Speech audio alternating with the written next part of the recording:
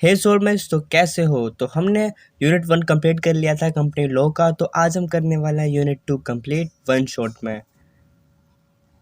तो सबसे पहले आता है फॉर्मेशन ऑफ अ कंपनी। तो जब भी कभी कुछ लोग डिसाइड करते हैं लाइक किसी बिजनेस एक्टिविटी या नॉन कमर्शियल एक्टिविटीज़ के लिए, तब उसको क्या करना पड़ता है, कंपनी को क्रिएट करना पड़ता है। और कंपनी को क्रिएट करने के लिए उन्हें गवर्नमेंट से अप्रूवल लेना पड़ता है। उसी को हम कहते हैं फॉर्मेशन ऑफ अ कंपनी। तो अब हमारा आता है stages in formation of a company. सबसे पहले इसमें आता है प्रमोशन ऑफ अ कंपनी। तो जब भी कोई पर्सन किसी बिजनेस को स्टार्ट करने के लिए सोचता है, तब से लेकर जब तक वो उस बिजनेस को क्रिएट नहीं कर देता, बना नहीं देता, तब तक के जितने भी स्टेप्स होते हैं वो इसी में आते हैं। ठीक है।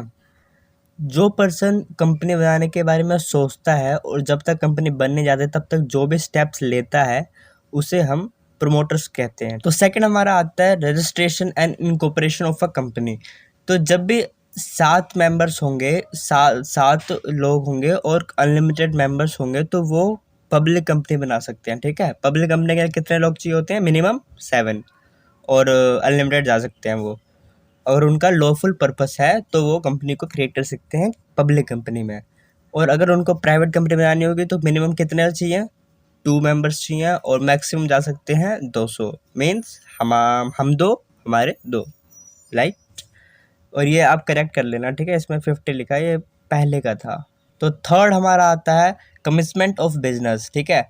तो हम बिजनेस को, जो भी हम मतलब कंपनी को एग्जिस्टेंस में कब मानेंगे? जब उसका मतलब वो रजिस्टर हो जाएगी। ठीक है। कंपनी और सर्टिफिकेट आ जाएगा किस चीज़ का? इनकॉर्पोरेशन का। किसके द्वारा?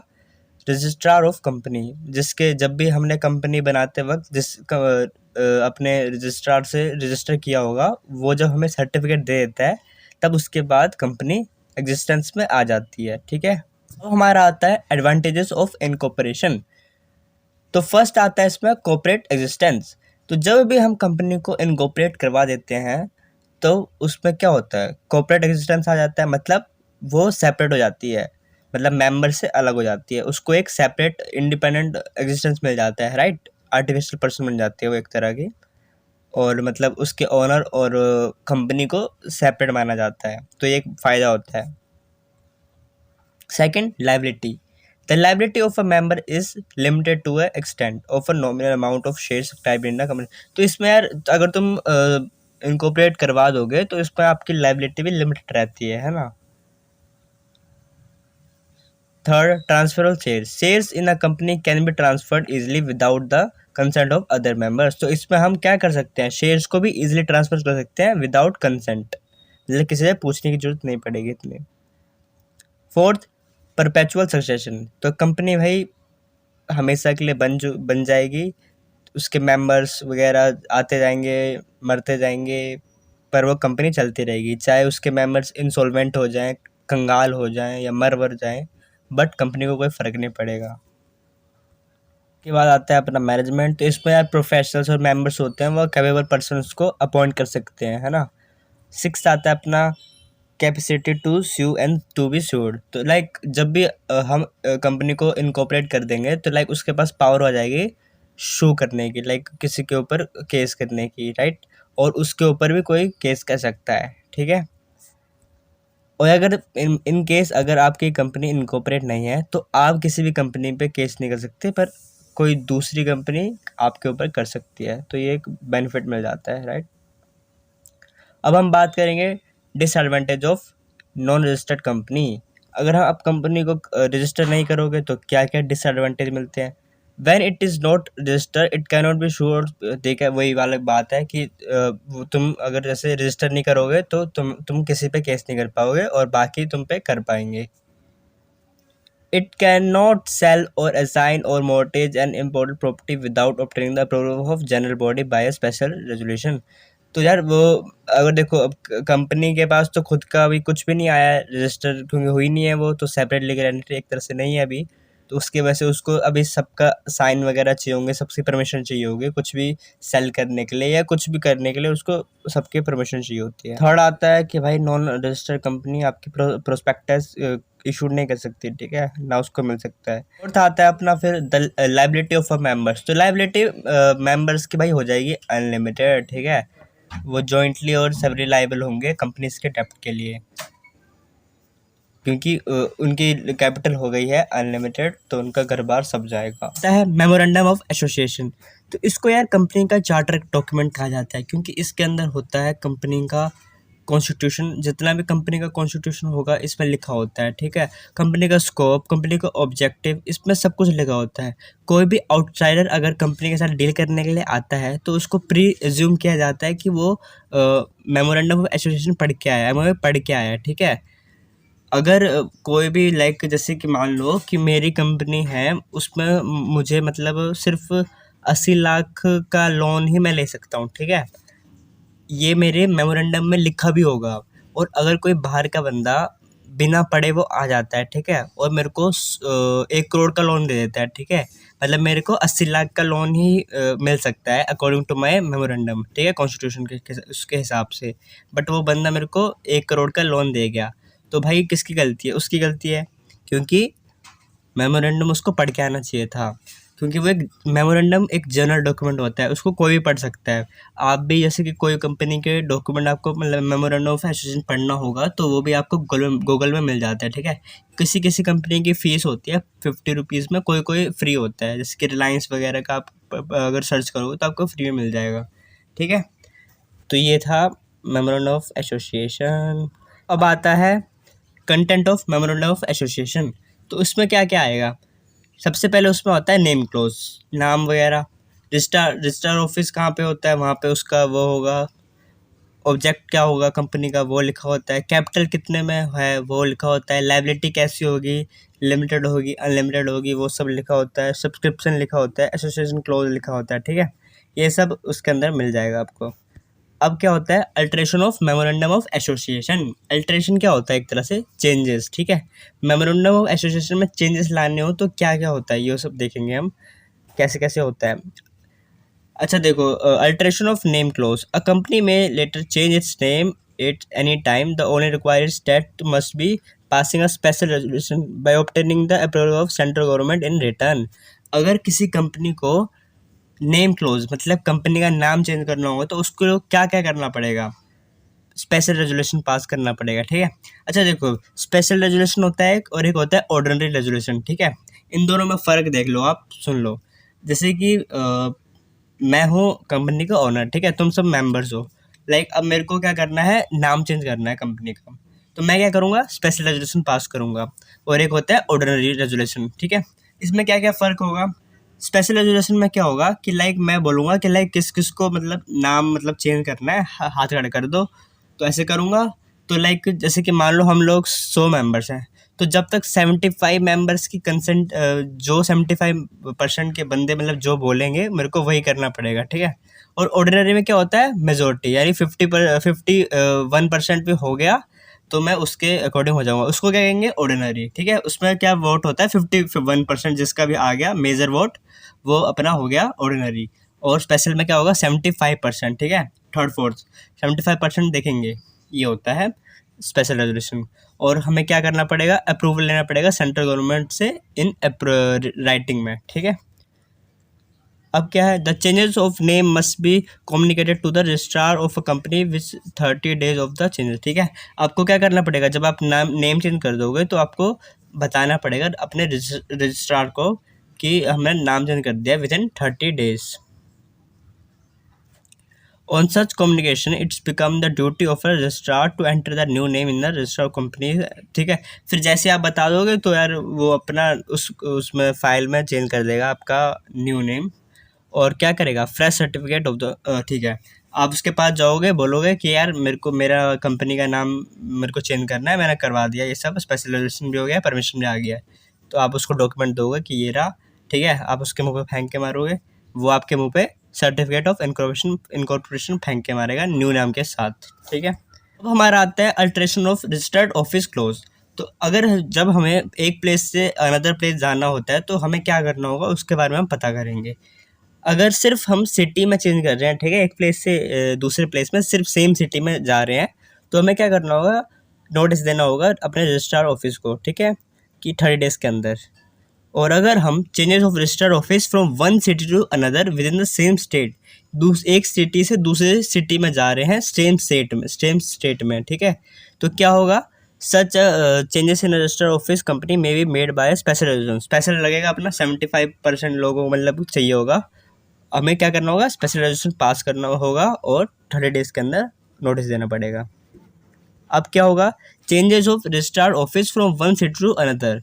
अब सिटी एक सिटी से दूसरी सिटी में अगर हम चेंज कर रहे हैं तो क्या होगा, by passing a special resolution by obtaining the confirmation of a company law board.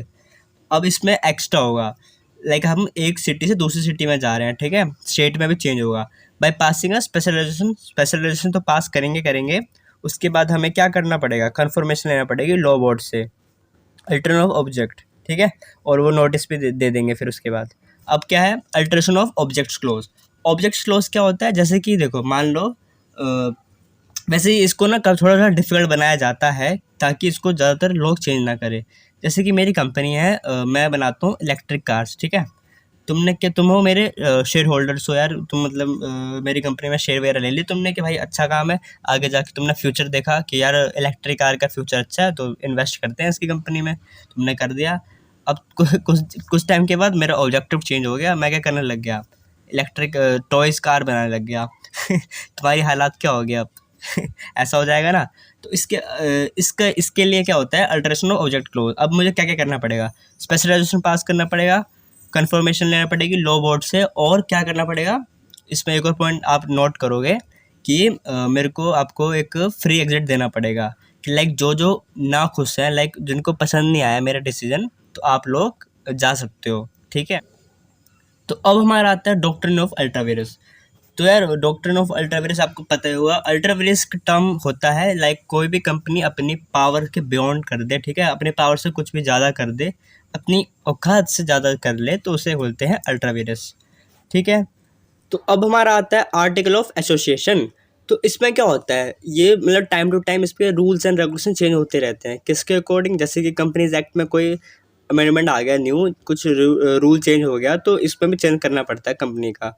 जैसे कि मेमोरेंडम ऑफ एसोसिएशन में क्या होता था, वो आउटसाइडर को बाइंड कर देता था, है ना, कि लाइक वो पहले से ही पढ़ के आया होगा जो भी डील करने आ रहा है।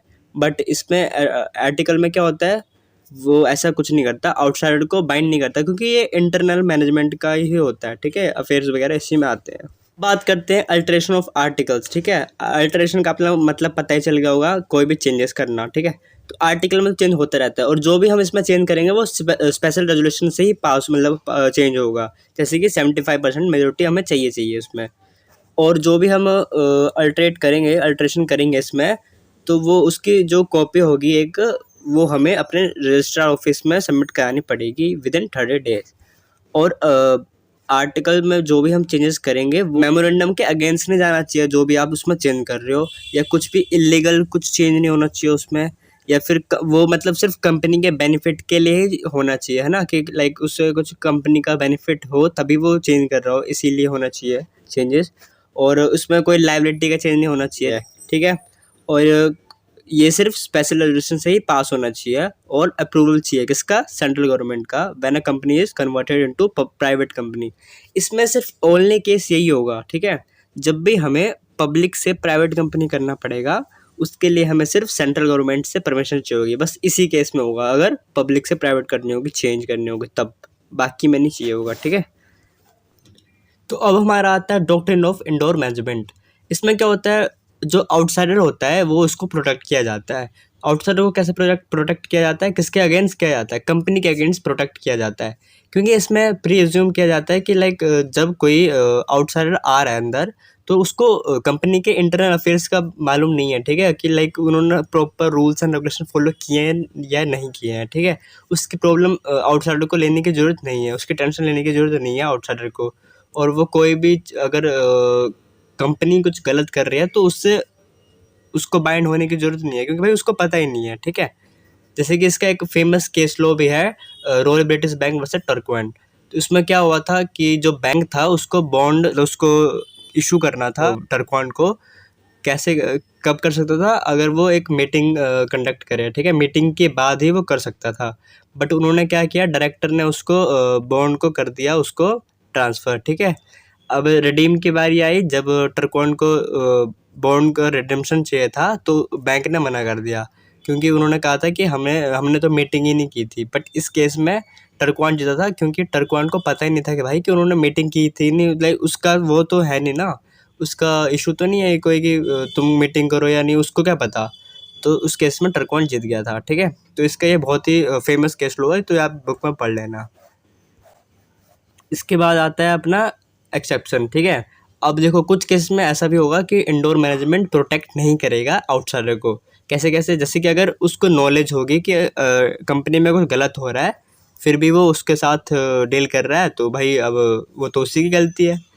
और एक केस होता है जैसे कि इसमें अगर जैसे कि उसको पता है कि लाइक कुछ तो गड़बड़ हो रही है, ठीक है, उसमें उसने मतलब अनसुना कर दिया, या वो डिस्कवर कर सकता था, ठीक है, चेकिंग थोड़ा बहुत भी चेक वेक करता, तो अगर वो डिस्कवर कर सकता था बट उसने नहीं किया, तो उस केस में भी प्रोटेक्ट नहीं होगा आउटसाइडर, ठीक है। फोर्जरी के केस में अगर जैसे कोई फेक साइन वगैरह कर देता है, और अगर फेक साइन करके उसको मतलब कुछ दे देता है, तो लाइक आउटसाइडर उसमें प्रोटेक्ट नहीं होगा, क्योंकि भाई उसको थोड़ा चेक वेक करना चाहिए था ना। कोई फ्रॉड वगैरह उसके साथ हो रहा है, उसको थोड़ी बहुत चेक करना पड़ेगी, आंख बंद करके वो वैसे डील में साइन वाइन कर देगा हर जगह। थोड़ा बहुत तो उसको भी बनना पड़ेगा, जागरूक नागरिक, है ना। उसके बाद फिर आता है अपना online registration of a company. तो यार एक कंपनी को हम रजिस्टर किसके अंदर कर सकते हैं, कौन सी वेबसाइट में कर सकते हैं? मिनिस्ट्री ऑफ कॉर्पोरेट अफेयर्स की वेबसाइट में हम जाके कर सकते हैं, ठीक है। इसके ये सिंपल स्टेप्स हैं, ये आपको बस पढ़ने हैं, ठीक है। इसको पढ़ लेना, अब ये नोट्स में ही है। उसके बाद आता है अपना स्पाइस, ठीक है। तो ये थोड़ा सिंप्लीफाइड प्रोसेस होता है इन कंपनी को इनकॉर्पोरेट करने का। तो ये बस आपका ये कंप्लीट हो गया यूनिट नंबर 2, ठीक है। इसको सिंपल आपको रीड करना है। जो जो इंपॉर्टेंट टॉपिक्स थे वो मैं पूरा आपको डिटेल में समझा चुका हूँ। आई होप कि आपको वो वीडियो पसंद आई होगी। अगर पसंद आई हो तो मेरे को बताना जरूर कमेंट में, और लाइक और सब्सक्राइब जरूर कर देना।